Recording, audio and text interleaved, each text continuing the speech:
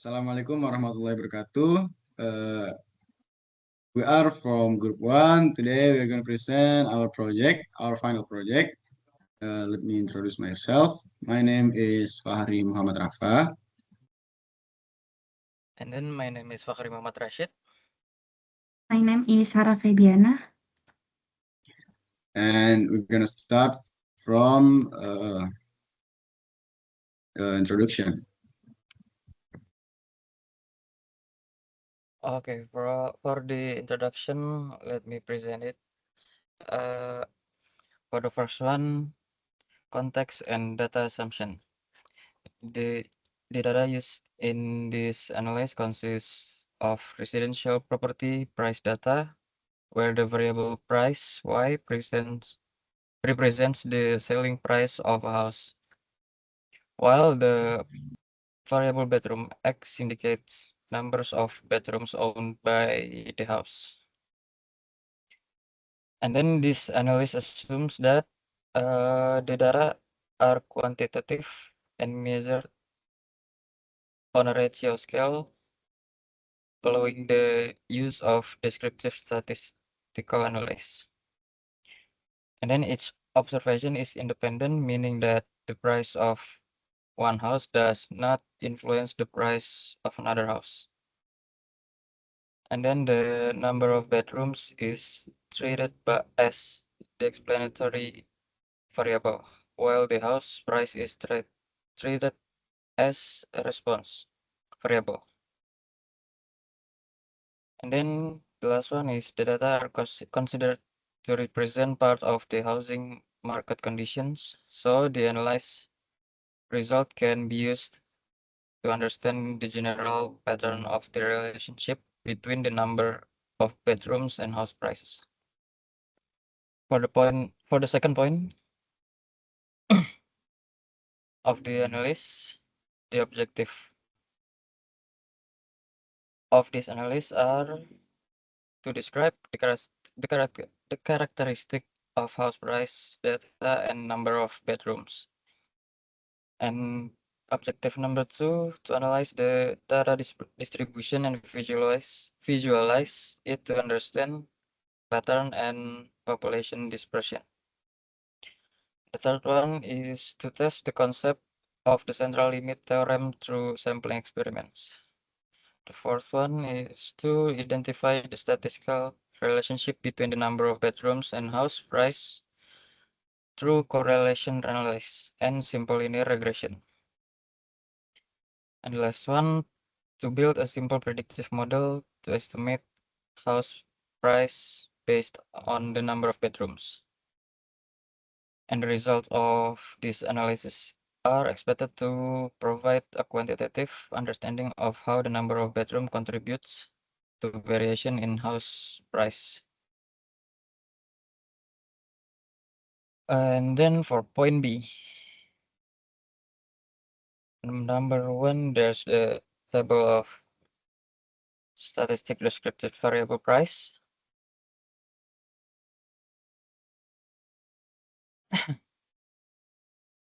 And then based on the descriptive statistic result, the price Y variable has a mean value of 67 million and so on, while the median is only 400,071. This very large difference between the mean and the median indicates that the distribution of house prices is not symmetric and is strongly right skewed. This is reinforced by the maximum value of 9 billion and so on, as shown in the price distribution graph, where the highest price lie far above the majority of the data. And the very large variance, 2.99 times 10 powered by 17, and the standard deviation of the 500,000 for this 46, and so on, indicate that the house prices exhibit a very high level of dispersion. The presence of a minimum value of 0 suggests the possibility of zero-valued data or anomalies that should be considered in further analysis. Overall, the price variable demonstrates substantial price variability with potential outliers at the high end. And then for second point, variable bedroom X. There's the statistic distributive table variable. And then the descriptive statistic result for the bedroom X variable shows that the average number of bedroom is 3.4 with a median value of 3, indicating that the most common number of bedrooms is around 3. The variance of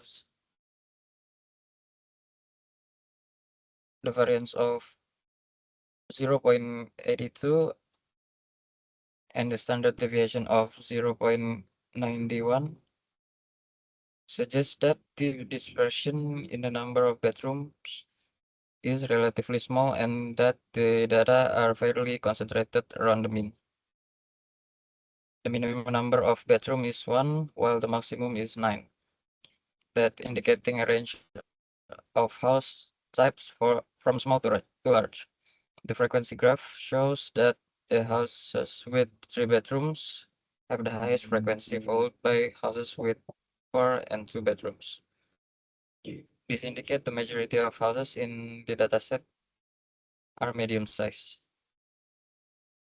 That means the bedrooms variable has a more stable and less extreme distribution compared to the price variable.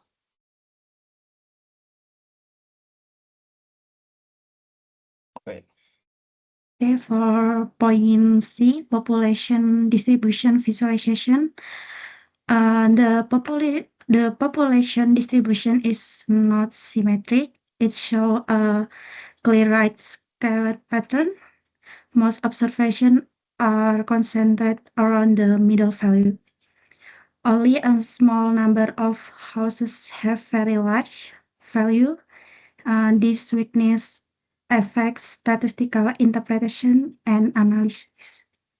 Next.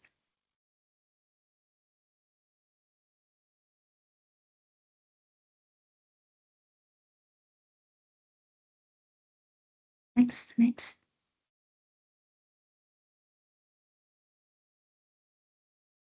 For point D, central limit theorem or CLT experiment. The population distribution of house prices is not normally distributed.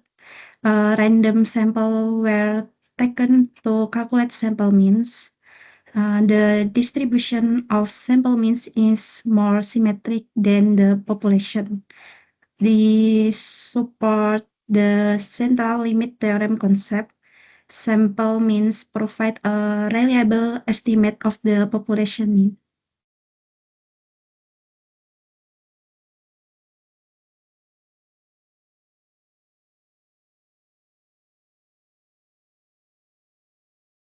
Now is point E, correlation and simple linear regression. So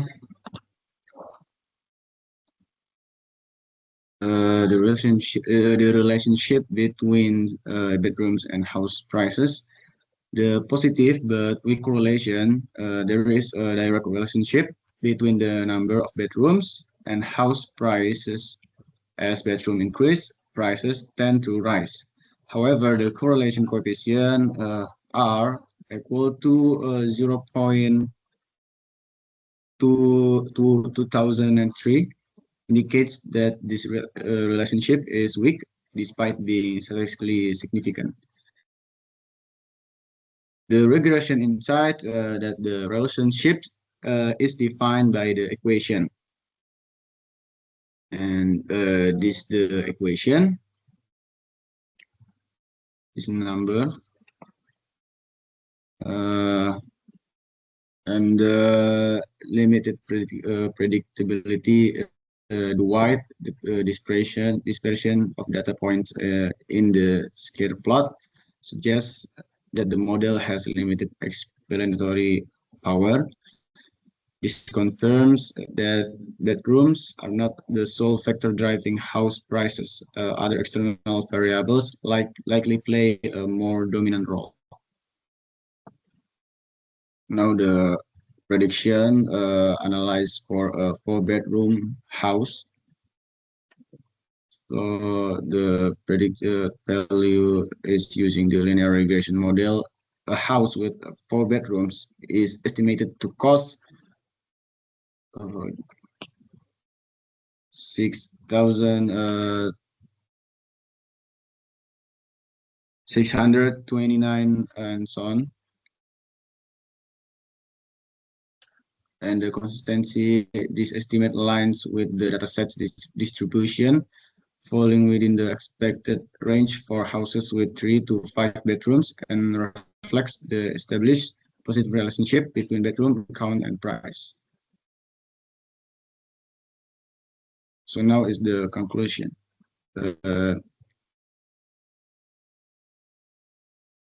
This summary synthesizes the findings from the descriptive statistic, distribution visualization, central limit theorem, experiments, and regression modeling.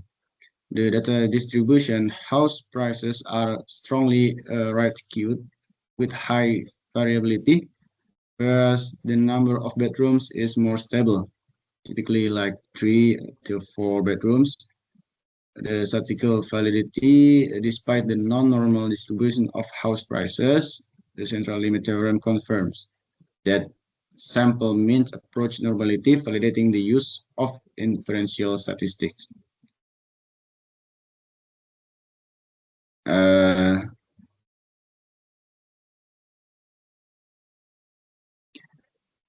So the correlation and regression, there is a statistically significant but weak positive relationship between bedrooms and price, while the regression model predicts price increases per bedroom, its explanatory power is limited.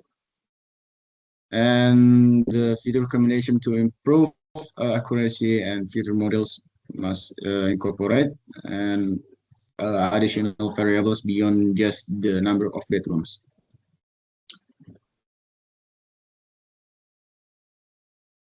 Okay, so that's from our project. Thank you for your attention. Assalamualaikum warahmatullahi wabarakatuh.